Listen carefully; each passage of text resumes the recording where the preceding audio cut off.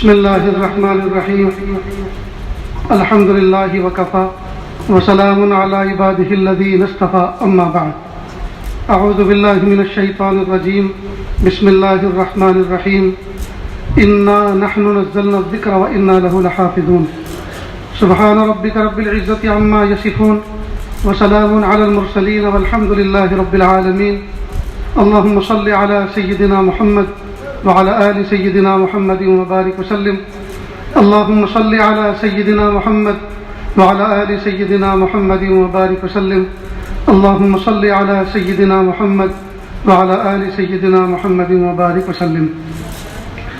اللہ کا شکر احسان ہے کہ 7 طلبہ عزیز نے قرآن پاک کی تکمیل کی۔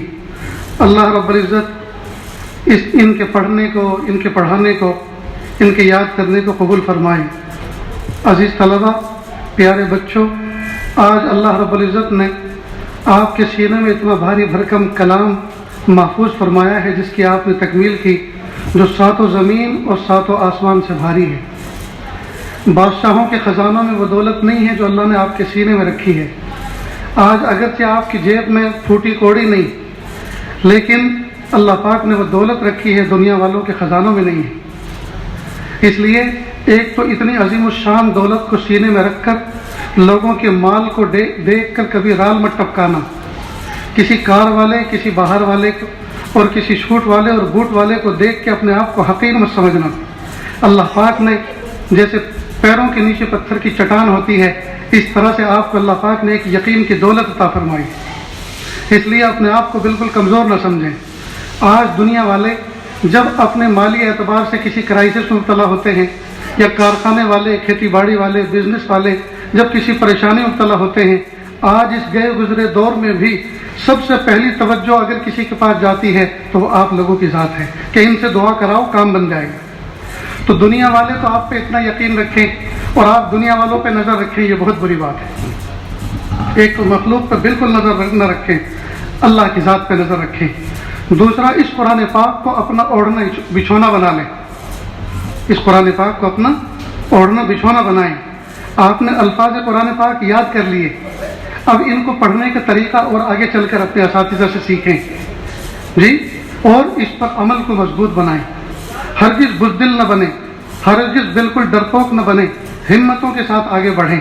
یہ نہ سوچیں کسی اپنے ساتھی کو کوئی گریجویٹ ہو جائے، کوئی وکیل بن جائے، کوئی ڈاکٹر بن جائے، کوئی ماسٹر بن جائے تو یہ افسوس نہ کرے، ہائے افسوس ہم حافظ بنے اور پیچھے رہ گئے، کاش کہ ان کے ساتھ بنتے تو ہم بھی آگے بن جاتے، ہم بھی آگے بڑھ جاتے۔ نہیں، اللہ تعالیٰ نے وہ مقام آپ کو عطا فرمایا ہے کہ نہ دنیا میں کسی کے پاس ہے، نہ آخرت میں کسی کے پاس ہوگا۔ ایک اعزاز آپ کی محبت میں اور آپ کے اعزاز میں ایک جلسہ آج منعقد ہوا جس میں آپ کو لوگ مبارکبادیں پیش کریں گے جی، اور ایک میدان محشر میں جلسہ ہوگا جہاں آپ کے والدین کے سر کے اوپر تاج رکھا جائے گا۔ اتنی بات سمجھ گئی؟ اس لیے بالکل نہ گھبرائیں۔ نیز آپ لوگوں کی سعادت مندی کے لیے یہی بات کافی ہے کہ آپ حافظ قرآن ہیں، اس لیے کہ اللہ کے محبوب صلی اللہ علیہ وسلم بھی حافظ قرآن تھے۔ اگر قیامت کے دن اللہ نے یہ اعلان فرمایا کہ جن کے سینوں میں میرا کلام ہے وہ ذرا ایک لائن میں کھڑے ہو جائیں، تو جس لائن میں آپ کھڑے ہوئے نظر آئیں گے اسی لائن میں اللہ کے محبوب صلی اللہ علیہ وسلم بھی پہلے نمبر پہ کھڑے نظر آئیں گے۔ تو کتنی بڑی مشابہت ہے، تو قدر کریں گے نا اس کی۔ اللہ تعالیٰ خوش رکھے۔ یہ تو میری گفتگو تھی ان بچوں سے متعلق جنہوں نے قرآن پاک کا آخری سبق پڑھا۔ اب ذرا تھوڑا سا اس سے ہٹ کر 2-4 منٹ کی بات مجھے اور کرنی ہے۔ میرے بھائیوں، اس وقت جن حالات میں ہم زندگی گزار رہے ہیں یہ کوئی معمولی نہیں ہے۔ مجھ سے پوچھو، میرے ذمے میرے اساتذہ نے کچھ ایسے کام لگائے ہیں جن کو لیے دینی خدمت مجھے پورے ملک میں چلنا پھرنا پڑتا ہے، کشمیر سے لے کر کنیا کماری تک پورا سال سفر میں رہتا ہوں۔ لوگوں کے تیور کیسے بدلے ہوئے ہیں، برادران وطن کس طرح سے دیکھ رہے ہیں، انتظامیہ کس طرح سے ٹیکن کر رہی ہے، ایئرپورٹ پر جاؤ تو کیا بیہیو ہو رہا ہے، سیٹ پہ بیٹھنے والے پڑوسی کس طرح کا برتاؤ کرتے ہیں، اور مجھے ایسا لگتا ہے جیسے میں آثار قدیمہ میں سے ہوں۔ میرے بھائیوں، ایک تو یہ کہ ڈرنے کی ضرورت نہیں ہے، ایک تو ڈرنے کی بالکل ضرورت نہیں ہے، ہمت سے کام لیں۔ اللہ تعالیٰ کی مدد ہمارے ساتھ ہے، باطل کے ساتھ نہیں ہے۔ مثال کے طور پر ایک ترقی ہے مادیت کی اور ایک ہے روحانیت کی۔ مادی ترقی میں سب سے بڑا مقام جو ہے وقت کے بادشاہ کا ہے۔ مادی اعتبار سے سب سے بڑا اگر کوئی مقام رکھتا ہے تو وہ کون سا مقام ہے؟ بادشاہت کا۔ بادشاہ سے بڑا دنیا میں کوئی مادی طاقت والا نہیں ہوتا۔ اور روحانیت کے اعتبار سے سب سے اونچا مقام نبی کا ہوتا ہے۔ نبی سے بڑھ کر کوئی روحانی طاقت کا مالک نہیں ہوتا۔ بادشاہت کے اعتبار سے سب سے اونچا مقام جو ہے ظاہری دنیا میں وہ دجال کا ہے۔ جس وقت وہ آئے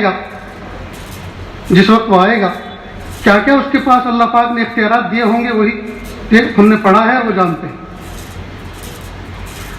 روحانی اعتبار سے جو سب سے بڑا مقام ہے وہ نبی کا ہے۔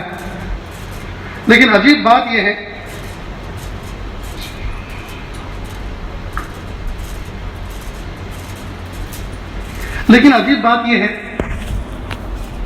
کہ اللہ رب العزت نے انبیاء کرام میں بھی ایک مقام ایک نبی کو ایسا دیا تھا جو مادی اعتبار سے بھی بہت اونچے تھے اور روحانی اعتبار سے تو تھے ہی نبی، ہوتے حضرت سلیمان علیہ السلام۔ دجال کو جو نبی آ کر ختم کریں گے وہ ہوں گے حضرت عیسیٰ علیہ السلام۔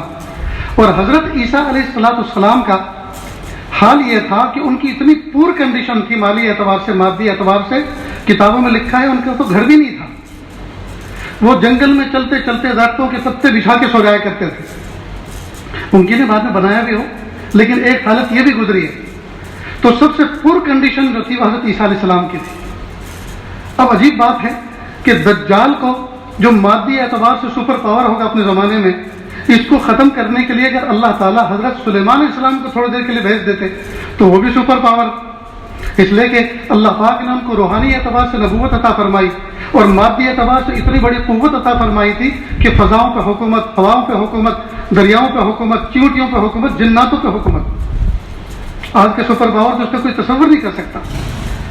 تو اگر ان کو بھیج دیتے تو یہ بھی سپر پاور وہ بھی سپر پاور، تو مقابلہ دیکھنے جیسا ہوتا۔ لیکن نہیں، مجھ جیسے کمزوروں کے لیے، ہم جیسے کمزوروں کے لیے اللہ پاک نے ایک مثال قائم فرمائی کہ لوگوں، اے مومنو سن لو، گھبراؤ مت۔ جب مقابلہ مادیت کے ساتھ روحانیت کا ہوتا ہے، یہ روحانیت کے ساتھ مادیت کا ہوتا ہے، تو ہماری مدد روحانیت والوں کے ساتھ ہوتی ہے، مادیت والوں کے ساتھ نہیں۔ تو ہمیں چاہیے ہم روحانی اعتبار سے اپنا ایک مقام بنائیں، اپنی ایک قوت بنائیں، قرآن پاک کے ساتھ تمسک، قرآن پاک کے ساتھ وابستگی، قرآن پاک کی خوب تلاوت کرنا، ذکر و اذکار کرنا، نمازوں کا اہتمام، اور اس کے ساتھ ساتھ صرف دین اسی کا نام نہیں ہے، ہم اپنے عقائد پر مضبوط ہوئیں، ہم اپنے عقائد پر مضبوط رہیں۔ 5 شعبے ہیں اسلام کے، اسلام ان 5 شعبوں کے اندر دائر ہے۔ نمبر 1 عقائد، پہلا نمبر عقیدہ کہ اللہ ایک ہے، محمد الرسول اللہ صلی اللہ علیہ وسلم آخری نبی ہیں، اس کے بعد اب نبوت کا کوئی شائبہ نہیں، یہ ہے عقیدہ 1 نمبر۔ دوسرا عبادات، تیسرا ہے معاملات، عبادات میں نماز، روزہ، حج، زکوٰۃ آ گئی۔ تیسرا ہے معاملات، لین دین کس طرح کرنا، حلال کیا ہے، حرام کیا ہے، سچ بولنا، پورا تولنا، جی جو کہہ رہے ہیں وہ کرنا، جی جھوٹ نہ بولنا، حرام نہ کمانا، حرام نہ کھانا، حرام نہ پینا، یہ معاملات۔ چوتھا ہے معاشرت کے معنی رہن سہن، ماں باپ کے ساتھ بچے کیسے رہیں، ماں باپ بچوں کے ساتھ کیسے برتاؤ کریں، بیوی شوہر کے ساتھ، شوہر بیوی کے ساتھ کیسا سلوک کرے، یہ معاشرت ہے۔ پڑوسیوں کے ساتھ کیسا سلوک کرے، یہ معاشرت ہے۔ اور 5واں ہے اخلاق، اس کا تعلق باطن سے ہے، جی اندر حسد کا جذبہ نہ ہو، کینے کا جذبہ نہ ہو، ریا نہ ہو، جی یہ کیل کانٹے اندر کے نہ ہو، بلکہ اس کے اگینسٹ میں جو دوسری صفات حسنہ ہیں وہ اندر پیدا ہوں، جی شجاعت ہو، سخاوت ہو، محبت ہو، الفت ہو، تواضع ہو، یہ سب کی چیزیں ہوں۔ تو یہ 5 شعبے ہیں، لیکن اس کو ایک مثال سے سمجھیں۔ 1 لکھو، اس پر لگاؤ 0 تو بنے 10، پھر بڑھاؤ 0 تو بنے 100، پھر بڑھاؤ 0 تو بنے 1000، ایسے۔ اور آگے سے اگر 1 کو ہٹا دیں تو 0 کسی بھی کام کی نہیں۔ اگر عقیدے کا 1 نمبر ہم محفوظ رکھیں گے تو انشاءاللہ جتنے بھی شعبے ہیں اس میں ترقی ہوتی چلی جائے گی۔ اور اگر عقیدے کا معاملہ، عقیدے کا ایکڑا اگر یہ ختم ہو گیا تو کسی بھی کام کریں۔ اگر عقیدہ صحیح سالم ہم دنیا سے سنبھال کر لے گئے، چاہے 1 نماز نہ پڑھی ہو، چاہے چاہے ایک تسبیح نہ پڑھی ہو، چاہے ایک پیسے کی زکوٰۃ نہ دی ہو، چاہے حج فرض ادا نہ کیا ہو، چاہے معاملات خراب ہوں، چاہے معاشرت خراب ہو، سب کچھ چلے گا، مر کٹ کے یہ عقیدہ محفوظ لے جانے والا ایک نہ ایک دن جنت میں ضرور جائے گا۔ اور اگر عقیدہ صحیح نہیں ہے، چاہے ساری زندگی سجدے میں گزار دے، چاہے ساری زندگی حرم میں طواف میں گزار دے، چاہے ساری زندگی حسن اخلاق سے گزار دے، جنت تو دور کی بات ہے، خدا کی قسم جنت کی خوشبو بھی نصیب نہیں ہوگی۔ یہ عقیدہ اتنا اہم ہے، اس لیے عقیدے کو، اور جس کا عقیدہ جتنا مضبوط ہوگا، جس کا عقیدہ جتنا مضبوط ہوگا جی وہ اتنا ہی نڈر ہوگا۔ یہ باطل جتنے بھی چلا رہے ہیں، چیخ رہے ہیں، پروگرام بنا رہے ہیں، خدا کی قسم یہ کچھ بھی نہیں ہے، بالکل ڈرنے کی ضرورت نہیں ہے۔ اس لیے اللہ پاک نے مسلمان کی مومنانہ زندگی کی ایک ترتیب رکھی ہے، اور وہ ترتیب یہ ہے، میں اپنے مضمون کو ختم کر رہا ہوں اور بات کنارے لا رہا ہوں۔ بچہ جب پیدا ہوتا ہے، میں اور آپ جب پیدا ہوئے تھے، پیدا ہوتے کے ساتھ ہی ودن منٹ ودن سیکنڈ کسی نے دائیں کان میں اور بائیں کان میں ایک پیغام پھونک دیا تھا۔ معلوم ہے وہ کیا تھا؟ اللہ اکبر، اللہ اکبر، اللہ سب سے بڑا ہے، اللہ سب سے بڑا ہے۔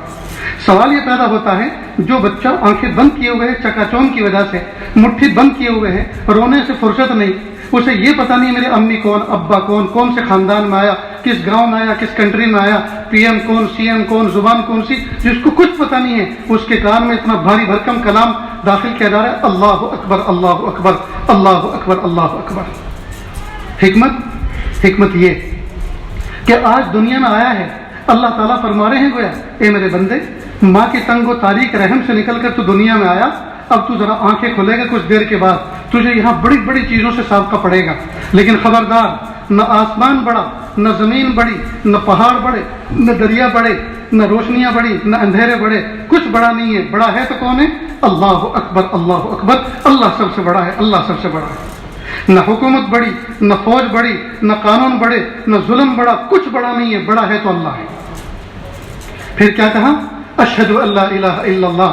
جب یہی بات ہے تو میں گواہی دیتا ہوں اس بات کی کہ اللہ کے سوا میرا کوئی معبود نہیں۔ جب اللہ کو بڑا مان لیا اور اللہ کو اپنا معبود مان لیا، اب وہ جو کہیں گے اس کو بھی مانوں گا، کہ گواہی دو اشہد ان محمد رسول اللہ۔ نبی کو بھی مان لیا، اب نبی جو اللہ کا پیغام سنائیں گے اس کو بھی مانیں کہ حی علی الصلاۃ، آ جاؤ نماز کی طرف۔ پیارے اللہ، نماز کے لیے آ جائیں گے، ہے کیا چیز کہ حی علی الفلاح، اسی میں تو کامیابی ہے۔ کہ پیارے اللہ کیسی کامیابی ہے کہ ایسی کامیابی جس کے بعد ناکامی نہیں، یہ کیسے ہو سکتا ہے؟ کامیابی کے بعد ناکامی نہیں؟ ہاں، جس طرح بچہ بالغ ہونے کے بعد کبھی نابالغ نہیں ہوتا اور پھل پکا ہونے کے بعد کبھی کچا نہیں ہوتا، اللہ جس کو کامیاب کر دے وہ کبھی ناکام نہیں ہوتا۔ پھر وہی اللہ اکبر، اللہ اکبر، یہ سب کچھ سن لیا، مان لیا، بس مان لو وہی بڑا ہے، جان لو، پھر سمجھ لو وہی بڑا ہے، لا الہ الا اللہ، خلاص۔ اس کے بعد جی اللہ کے سوا کوئی معبود نہیں۔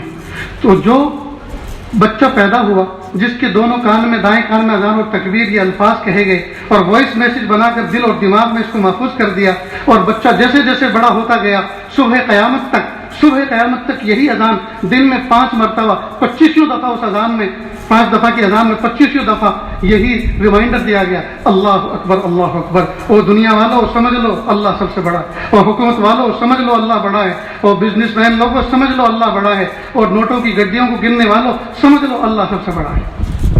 اور اس میں ایک نقطہ اور سمجھ لیں کہ بچہ جب پیدا ہوتا ہے تو کان میں اذان پڑھی جاتی ہے، اور یہ اذان وہ ہے، اس کے بعد نماز کوئی نہیں، اور جب انتقال کرتا ہے تو نماز پڑھی جاتی ہے، اور یہ وہ نماز ہے، اس سے پہلے اذان کوئی نہیں۔ معلوم ہوا مومن کی زندگی اذان اور نماز کے درمیان کا وقفہ ہے۔ جس طرح اذان سننے کے بعد نماز پڑھنے سے پہلے آدمی کی ایک کیفیت بنتی ہے، اس کا ایک حصہ مسجد میں داخل ہو جاتا ہے، توجہ کے اعتبار سے وہ متوجہ ہو جاتا ہے اللہ کی طرف۔ مومن کو بھی چاہیے پوری زندگی اللہ کی طرف توجہ کر کے زندگی گزارے۔ تو دوستو، بالکل گھبرانے کی ضرورت نہیں ہے، بالکل گھبرانے کی ضرورت نہیں ہے۔ جب رات انتہائی تاریک ہو جاتی ہے، اس کی تھوڑی دیر کے بعد صبح صادق کا اجالا نمودار ہوتا ہے۔ حضرت مولانا یوسف صاحب دامت برکاتہم جو استاد ہیں، جس زمانے میں افغانستان کی پہلی لڑائی ہوئی تھی طالبان کے سقوط سے پہلے، اس موقع پر مجھے یاد پڑتا ہے، حضرت کو یاد ہو نہ ہو، اس موقع پر کوئی بات ہو رہی تھی مسجد کے باہر، تو انہوں نے فرمایا کہ بالکل گھبرانے کی ضرورت نہیں ہے، ہمت رکھیں، اللہ کی طرف توجہ کریں، اگر اللہ تعالیٰ ہماری مدد نہیں فرمائیں گے تو کس کی کریں گے؟ مومنوں کے ساتھ وعدہ ہے، اور پھر اگر اللہ کی مدد ہمارے ساتھ نہیں ہو تو جی ہمارے اللہ کس کام کے ہیں؟ جی توجہ اللہ کی طرف رکھیں، مایوس بالکل نہ ہو۔ کئی مرتبہ حالات ایسے ہیں، اب کیا ہوگا، اب کیا ہوگا، جو ڈرا رہے ہیں، جو دھمکا رہے ہیں، جو دبا رہے ہیں، وہ بڑے نہیں ہیں، اللہ کی ذات بڑی ہے۔ تو ہم نمازوں کا اہتمام کریں، قرآن پاک کی تلاوت کا اہتمام کریں، رمضان بالکل سامنے ہے، اس کا استقبال کریں، اس کی تیاریاں کریں، اور اس رمضان کو زندگی کا حسین رمضان بنائیں، اور گزرے ہوئے رمضان سے بہتر گزارنے کی کوشش کریں۔ اللہ تعالیٰ عمل کی توفیق عطا فرمائے۔ وآخر دعوانا ان الحمد للہ رب العالمین۔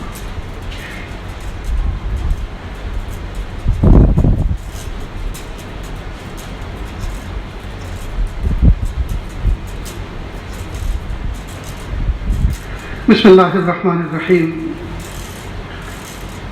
الحمد للہ رب العالمین الرحمن الرحیم مالک یوم الدین، ایاک نعبد و ایاک نستعین، اہدنا الصراط المستقیم صراط الذین انعمت علیہم غیر المغضوب علیہم ولا الضالین، آمین یا رب العالمین۔ اللہ جی ہم ظاہر میں آپ کے بندے، حقیقت میں نہایت گندے، اللہ ہمارے دلوں کی گندگی کو دور فرما، ہمیں اپنی بندگی کا سلیقہ عطا فرما، شرمندگی والے کاموں سے ہماری حفاظت فرما، برے دن سے، بری بات سے، بری رات سے، برے انجام سے ہماری حفاظت فرما، سوء خاتمہ سے ہماری حفاظت فرما۔ میرے پیارے اللہ، جمعہ کا مبارک دن ہے، آج ہم سب نہا دھو کر آئے ہیں۔ اللہ جی ظاہر جسم کے میل کو صابن سے مل مل کے دور کر دیا، کہ اللہ باطن کے میل کو، دل کے میل کو، گندگی کو کیسے دور کرے؟ کہ اللہ اس کو اپنے فضل سے دور کر دیجیے۔ کہ اللہ 7 بچے حافظ قرآن ہوئے ہیں، کہ اللہ انہوں نے اپنا آخری سبق سنا کر اپنے حفظ کی تکمیل کی ہے، کہ اللہ ہم نے اپنے اساتذہ سے، اپنے بڑوں سے سنا، حفظ کی تکمیل پر جو دعا کی جاتی ہے 70,000 فرشتے اس پر آمین کہتے ہیں۔ میرے پیارے اللہ ہم آپ سے بھیک مانگتے ہیں، پیارے اللہ ہم ایسا بنا دیجئے ہم آپ کو پسند آ جائیں۔ اللہ تقوی دے دیجئے، پاکیزگی دے دیجئے، معرفت دے دیجئے، قرب دے دیجئے، ولایت دے دیجئے، مقام احسان دے دیجئے، مقام احسان کا کامل احساس دے دیجئے۔ اللہ ہم سب کو ایسا بنا دیجئے ہم آپ کو پسند آ جائیں۔ اللہ پیر کے ناخن سے لے کے سر کے بال تک گناہوں میں ڈوبے ہوئے، معصیت میں جکڑے ہوئے ہیں، میرے پیارے اللہ آپ ہمیں ایسا بنا دیجئے جیسا دیکھنا آپ پسند فرماتے ہیں۔ اللہ جی ہاتھوں کا پیالہ بنا کر آپ سے بھیک مانگ رہے ہیں، میرے پیارے رب پیر کے ناخن سے لے کے سر کے بال تک بدن کا رواں رواں گنہگار ہے، بدن کا ٹیشو ٹیشو گنہگار ہے، لیکن ہمارے اس 5 فٹ کے جسم میں 4 انگل کا ایک عضو ایسا بھی ہے جس نے جب سے ہوش سنبھالا ہے آج تک آپ کی نافرمانی نہیں کی، اور وہ ہے ہماری پیشانی، وہ ہے ہمارا ماتھا۔ یا اللہ جب سے ہم نے ہوش سنبھالا آپ کے علاوہ کسی اور کو سجدہ نہیں کیا۔ میرے پیارے اللہ اس عضو کی وفاداری کے طفیل پورے جسم کی مغفرت کر دیجیے، اللہ پورے جسم کی مغفرت کر دیجیے۔ میرے پیارے اللہ اس محفل میں کیسے پیارے پیارے افراد بیٹھے ہیں جنہوں نے جب سے ہوش سنبھالا تب سے مدرسوں میں داخلہ لیا اور آج تک مدارس سے وابستہ ہیں۔ یا اللہ قرآن پاک کی خدمت انجام دے رہے ہیں، حدیث پاک کی خدمت انجام دے رہے ہیں۔ یا اللہ جب آئے تھے چہرے پہ داڑھی نہیں تھی، اور جب داڑھی آئی تو مدرسے کے کاموں میں لگے ہوئے، اور آج وہ سفید ہو چکے۔ میرے پیارے اللہ کتنی بڑی استقامت کا ثبوت دیا ہے۔ میرے پیارے رب جس کسی نوکر نے کسی فیکٹری میں رہ کر جس فیکٹری کے اندر اس کے بال سفید ہو گئے ہوں تو ظاہر ہے کہ جو پرانے مالک ہوتے ہیں وہ بوڑھے ہو جاتے ہیں اور ان کی جگہ جوان بچے لیتے ہیں۔ بوڑھا مالک جوان بیٹے سے کہتا ہے بیٹا وہ مزدور جو بوڑھا ہو چکا وہ ہمارے یہاں بچپن میں آیا تھا، جوانی ہمارے یہاں گزاری، آج بڑھاپا ہمارے یہاں گزر رہا ہے۔ کہ پیارے بچے ذرا اس کا خیال رکھنا، اس لیے کہ اس نے ساری زندگی ہمارے کارخانے کے لیے وقف کر دی ہے، وہ ہمارا بڑا وفادار ہے۔ میرے پیارے رب دنیا کے کارخانے والے اپنے مزدوروں کی وفاداری کا صلہ دیتے ہیں۔ میرے پیارے اللہ ہم آپ سے صلہ نہیں مانگتے، اللہ ہم آپ کی رضا مانگتے، آپ کی رضا اور محبت مانگتے۔ اپنی محبت دے دیجیے، اپنی معرفت دے دیجیے، اپنا قرب دے دیجیے، اپنی ولایت دے دیجیے، مقام احسان دے دیجیے، مقام احسان کا کامل احساس دے دیجیے۔ میرے پیارے اللہ یہ ہاتھ اٹھائے جانے کے قابل نہیں اور یہ زبان کو سوال کرنے کے قابل نہیں، آپ سے نہ مانگے تو کس سے مانگے، آپ سے سوال نہ کرے تو کس سے سوال کرے۔ نہ علم ہے اور نہ عقل ہے، اللہ جی علم بھی دے دیجیے، عقل بھی دے دیجیے، فہم بھی دے دیجیے، کام کرنے کا سلیقہ بھی دے دیجیے، کام کرنے کی ترتیب بھی دے دیجیے، اور اللہ اخلاص بھی دے دیجیے، للہیت بھی دے دیجیے، استقامت بھی دے دیجیے، اور میرے پیارے اللہ اپنا بنا کے رکھیے اور اپنے کاموں سے لگا کے رکھیے۔ یہ معصوم بچے جب رات کو تہجد میں اٹھائے جاتے تھے اور ان سے قرآن پاک یاد کرایا جاتا تھا، ایک طرف نفس تلانے کی کوشش کرتا تھا، کئی مرتبہ شیطان بھگانے کی کوشش کرتا تھا، لیکن بچے گرتے پڑتے کہ اللہ اس مقام تک پہنچ گئے کہ آج انہوں نے اپنا آخری سبق سنا ڈالا، میرے پیارے اللہ ان کی استقامت کو قبول فرما، یا اللہ ان کے ماں باپ کے لیے ان بچوں کو ذخیرہ آخرت بنا کے قبول فرما، ماں باپ کے لیے آنکھوں کی ٹھنڈک بنا، ان بچوں کو پڑھتے ہوئے جنہوں نے سنا، جنہوں نے دیکھا، ان کے دلوں میں بھی ایک بھوک سی اٹھ رہی ہوگی، وہ بھی سوچ رہے ہوں گے کاش میرا بچہ بھی حافظ ہوتا، میں بھی گھر جا کے اپنے بچے کو تیار کروں گا۔ اللہ سب کی نیتوں کو قبول فرما، اللہ مدارس قرآنیہ، مشاہد اسلامیہ، مکاتب دینیہ اور اقامت دین کے لیے جہاں جہاں کوششیں ہو رہی ہیں اللہ سب کی محنتوں کو قبول فرما۔ میرے پیارے اللہ اس بستی کو منار نور بنا کے قبول فرما، پیارے اللہ اس مکتب کو قبول فرما جہاں یہ بچے پڑھتے ہیں، یا اللہ جتنے اساتذہ علماء صلاح سب بیٹھے ہوئے ہیں یا اللہ سب کی عمر و برکت عطا فرما، صحت عطا فرما، تندرستی عطا فرما، اور پیارے اللہ اس محفل میں نہ جانے کتنے دکھیارے کتنے غم کے مارے بیٹھے ہوئے ہیں، سب کے دلوں کے اندر کچھ تمنائیں ہیں، مرادیں ہیں، ارادے ہیں، کہ اللہ سب کے دلی آرزوؤں کو پورا فرما۔ وصلی اللہ تعالی علی خیر خلقہ محمد و آلہ و اصحابہ اجمعین برحمتک یا ارحم الراحمین۔